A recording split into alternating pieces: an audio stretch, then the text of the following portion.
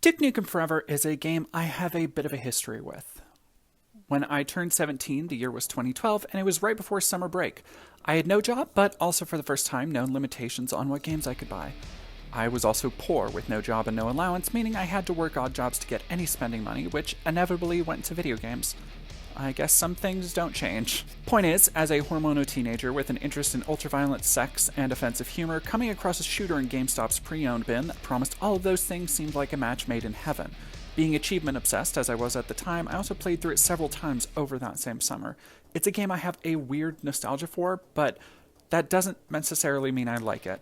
Duke Forever is the ultimate game development cautionary tale. It's what happens when a developer becomes so obsessed with pushing the envelope and making something groundbreaking that the rest of the industry passes them by.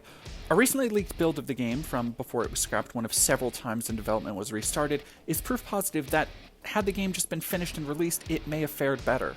Alas, by the time the game reached the end of its 12-year development, there had been so many cooks in the kitchen that Duke Nukem Forever was lambasted as a tepid, dated mishmash of ill-fitting parts. The first and most scathing thing you'll notice about Duke Forever is that it is an ugly game. We talk a lot on the show about the dull gray filter a lot of games from the era have, and in the case of early-gen games, an abundance of blurry and overly gritty textures. Duke Nukem has all of these in spades. The problem is that it also came out in 2011, a year before Halo 4, and it looks vastly worse than even Halo 3. There are a host of issues that make it visually unappealing. The textures themselves lack detail and can be blurry, which is incredibly jarring in some of the larger scenes and objects like spaceships. These issues are most blatant in the open scenes, of which there are many. I think it says a lot that the 2001 E3 demo of the Las Vegas Strip looks infinitely better than its appearance in the finished game a decade later.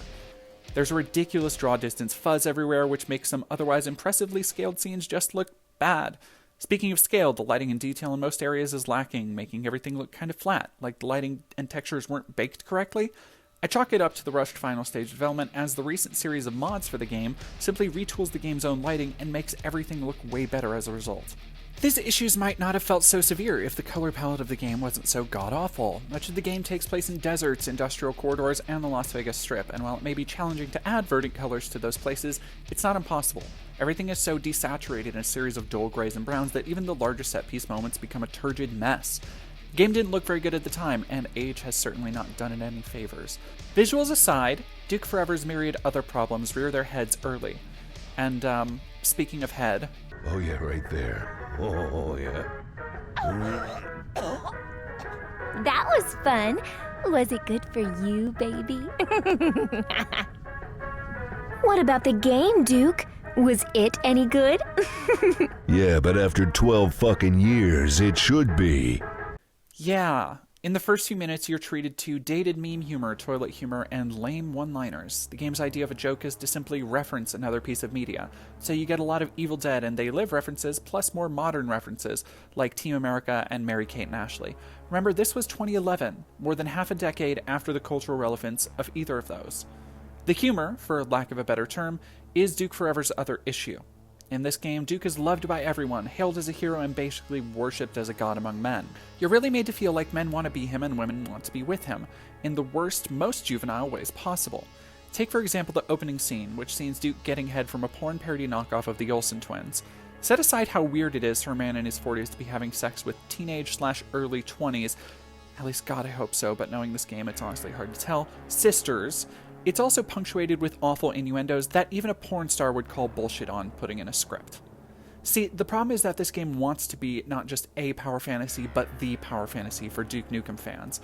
In the process, it's an alienating experience to anyone who isn't a straight white dude, but also anyone with respect for other people. It's like a power fantasy directed towards Steven Crowder fans before they graduate high school. The aforementioned twins are treated horrendously as characters, basically used as human fodder for alien breeding later in the campaign, brutally inseminated before exploding in screaming showers of gore. It's actually pretty fucked up, and may have served as a good revenge moment for Duke's character. Except it's undercut by a shitty one-liner. Duke isn't fazed at all by this. Friends die, presumably thousands of civilians die, but he literally has no cares in the world. I get that he's a cliche of macho action movie heroism, but you know something? The action movie heroes he's based on were likable. John McClane had family he cared about. Rambo fucking cried over losing a friend in the war. Ash Williams broke down over losing his girlfriend. In comparison to his obvious inspirations, Duke is just an asshole, an unlikable scumbag who loves nobody, yet for some reason everybody loves him.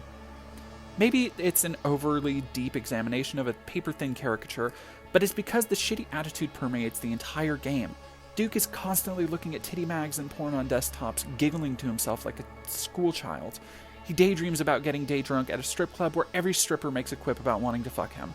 Even at 17, I thought it was a little bit much, but now, it's just embarrassing. It feels like a 40-year-old's dated idea of being cool, filtered through the lens of years he'll never get back, yearning for another shot so he can be the big, strong man who everybody would love.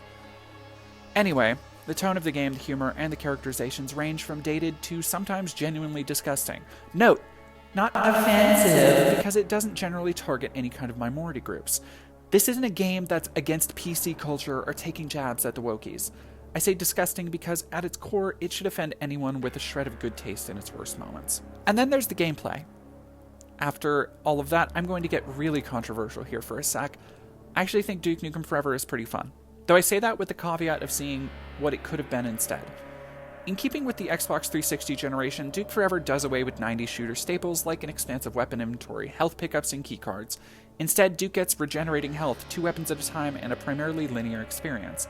If the humor was smarter and the game had more time to bake, it could have shaped up as a scathing satire of trends at the time. Instead, it's only interested in jumping on the bandwagon. One of the most revelatory aspects of Duke 3D was its interactivity. Duke Nukem Forever attempts to maintain this tradition, but because the game is so linear, it rings hollow. You can basically turn on faucets and lights and occasionally play a minigame like pool or pinball. That's it. It's hardly immersive and usually just plays out as one of the game's many health-boosting collectibles, which, while not especially unique or innovative, I think is still kind of neat. The arsenal of the classic Duke games is here, faithfully recreated in unfortunately grimy high definition. While classics like the freeze gun and shrink ray are present, the lack of a weapon inventory means you basically see them in 2 levels apiece. For the most part, Duke relies on his faithful shotgun, ripper, assault rifle, and rocket launcher, with a few scattered and unremarkable alien weapons thrown in for variety. It's a simple lineup, but straight to the point and ultimately gets the job done because each weapon is, for the most part, actually pretty satisfying and fun to use. Like the weapons, a strong assortment of Duke 3D bad guys are assembled, and I really love their designs here. From the swollen feral pig cops to the butt-ugly assault troopers, and especially the Octobrains. Even classics like the pain-in-the-ass Battle Lords get spotlighted in boss fights, where they are mercifully easier to deal with than their Duke 3D incarnations. And here's the thing. With a solid enemy roster and a solid weapon selection, Duke Forever can sing in its best moments. You have trip mines and pipe bombs like the original game, you get classic weapons like the Devastator, and have plenty of levels that call back to the original. My personal favorite levels feature an inventive shrunken shootout in an abandoned Duke burger. The shooting itself feels good, with solid feedback and lots of bloody violence. Every explosion and shotgun blast is met with a shower of gore and dismemberment. And in these moments, it actually feels good to hear Duke mutter a shitty one-liner, because in moments like these, when you're nuking pig cops with a shotty and blowing up groups of enemies with a pipe bomb, it actually feels like a Duke game. Like Duke 3D, the game's frenetic firefights balance enemy variety, encounter design, and leveraging the weapons you have to create fast-paced and memorable moments. Until the rechargeable health forces you to take cover, or you run out of ammo for the more limited weapons like the rocket launcher, but for a brief moment, you really do feel what they were going for. Through some bastard miracle, despite everything wrong with it, there are moments of brilliance in Duke Nukem Forever. Brilliance might be a strong word, let's call it promise. Because it's exactly that, it's the promise of the fun you had in Duke 3D. The frenetic weapon switching, edge-of-your-seat shootouts with pig cops and battle lords, as Duke yells, blow it out your ass, and what a mess. You feel it coming through in Duke Forever, even just barely. It's the video game equivalent of LaCroix, where you can basically get the gist of the flavor like you were hearing about it through a wall instead of tasting it yourself. Having fun in these moments makes playing through the game that much harder and that much more disappointing though, because you can so clearly see what could have been. Even with the shitty humor and bad graphics, it's so close to at least feeling like the Duke gameplay you know and love, and yet still so far. Duke Nukem Forever is a game with a lot of nostalgia for me. It's far from the worst game I've played on this list. Hell, it's not even the most offensive or edgy, but it is the most disappointing. As someone who loves Duke 3D and build engine shooters in general, Duke Forever could have been such a shot in the arm and injected the fun, anarchic energy of Duke 3D's era into the Xbox 360 and PS3. Instead, it set about chasing trends, afraid to forge its own path. The end result feels like watching a drunken old fool at the bar, annoying everyone and talking about the good old days he'll never be able to see again. The best thing I can say is that combat is occasionally fun, and there is a lot of it. There are a few bullshit deaths here and there, met by frustratingly long load times combined with cringe humor and eyesore graphics. I have a hard time recommending this to anyone but dedicated boomer shooter completionists, Duke fans, and curious fans of video game history as well. Everyone else would be better off just playing Duke 3D, whether it's again or for the first time. Enjoy reliving those glory days, because there's not much of it left in Duke Nukem Forever.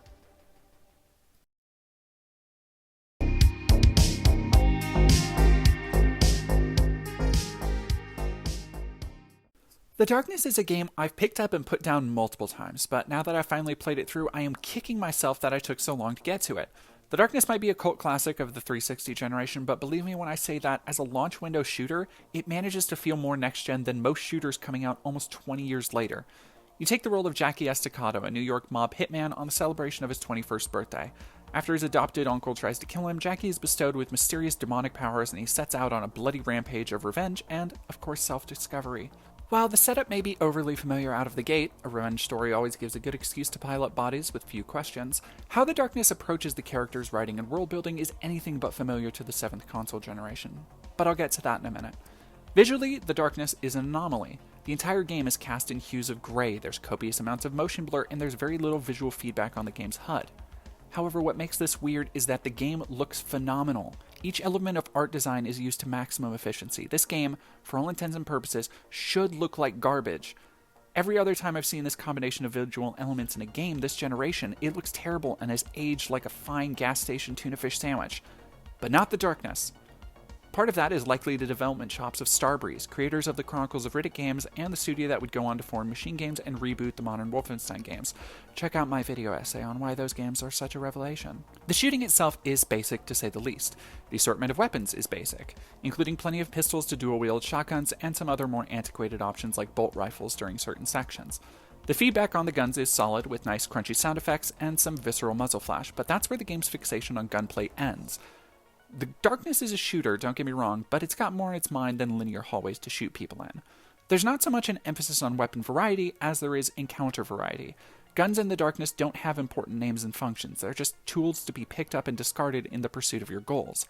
The real weapons are the Darkness powers you unlock as you play, which include a piercing tendril, a slithering first-person appendage, guns made of darkness, and a powerful black hole which sucks everything into a violent Uzumaki. These powers grow over the course of the game, and balancing their strengths is often key to overcoming the game's toughest challenges. I appreciate that Jackie is never just a bulletproof badass. As a character, you're vulnerable, more so when you're not in the Darkness. This means that, like the Riddick games, it's most advantageous for the player to cloak themselves in the dark by shooting out various lights and light sources throughout the levels. This creates an almost stealth-like game flow to the firefights, where instead of going into every room guns blazing, you're forced to play defensively and tactically, shooting out lights and considering your surroundings to get an upper hand. The powers themselves are also visceral and violent as hell. The Darkness hails from a different era of edginess, of grimy nu metal, and lots of big plot points. I think this game might be the closest we ever get to seeing a Venom game, where you can actually consume humans in violent and bloody fashion at least. Or their hearts. You eat a lot of hearts in this game. A lot.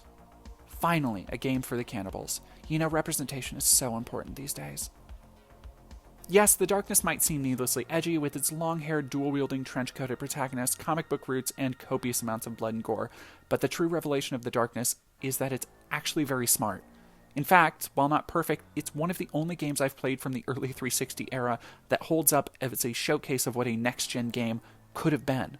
Throughout the various levels, the Darkness does so much to shift and push forward the idea of what a shooter can be and how you can interact with the world inside of it. There aren't any RPG systems to speak of, but the Darkness has more in common with something like Deus Ex or Vampire the Masquerade Bloodlines in terms of its environment design and interactivity.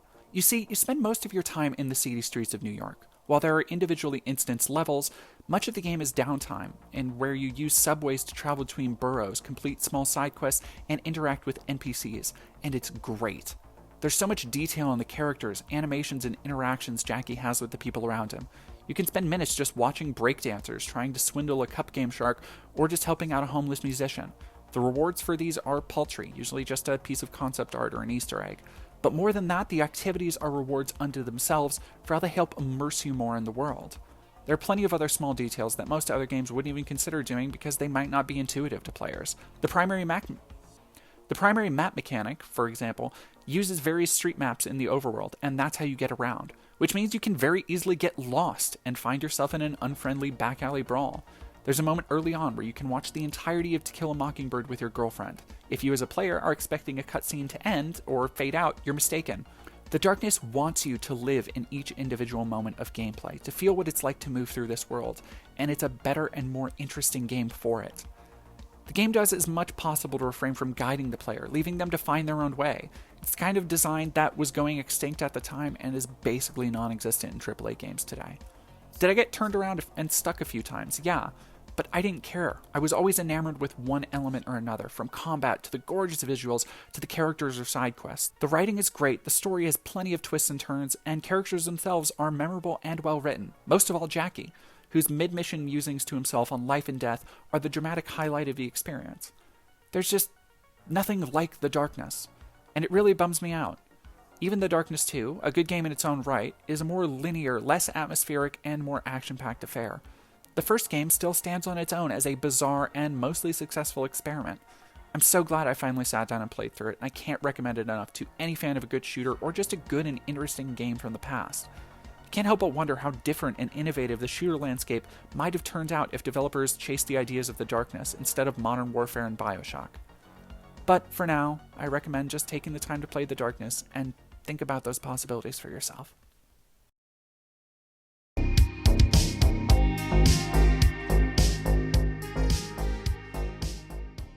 Some people will tell you there are 3 Ghostbusters films. Some people will say there are actually 4 Ghostbusters films and that one of them is just the bad reboot.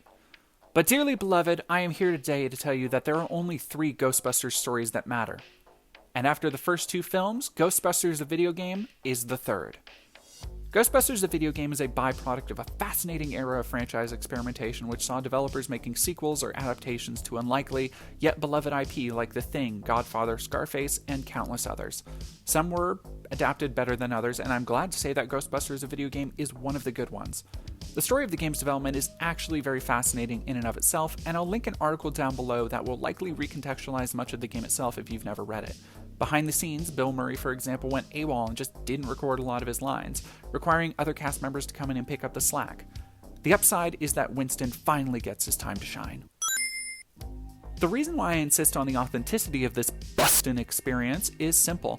Aside from the first 2 films, this is the only time the gang has all been together, and much of the story was even penned and overseen directly by Dan Aykroyd and Harold Ramis. As much as you feel the passion from the developers seeping through every slime-splattered frame, you can feel how much the original cast, sans Murray, also cared about delivering this story. The story is simple. You play as a nameless rookie who joins the squad as all hell breaks loose around the city and you must uncover the mysterious ties to their arch-nemesis Gozer. It's a fun romp that mostly gives an excuse to revisit areas from the film and explore them in digital form, but the game also treads plenty of new ground. The first few chapters balance nostalgia a bit too finely, jumping from the iconic Sedgwick Hotel to catch Slimer, to a battle with Stay Puft, to the library from the opening of the first film. But by the end of the library section, the gloves come off and Ghostbusters the video game starts treading its own very fun path through the bustin' canon. The gameplay itself is incredibly unique, but still absolutely qualified as a shooter. You're equipped with a proton pack, which fires an erratic beam of plasma, but soon enough when you unlock alternate modes of fire, each with their own alt fire like an Unreal Tournament weapon. The proton stream has an explosive boson dart, the shotgun stand-in mode has an alternate freeze wave for a 1-2 combo, and so on and so forth. The game also allows for various unlocks that increase accuracy, power, reduce cooldowns, and more, meaning you're always improving as the game goes on. Not only does bustin' make you feel good, but it turns out the bustin' feels good on its own.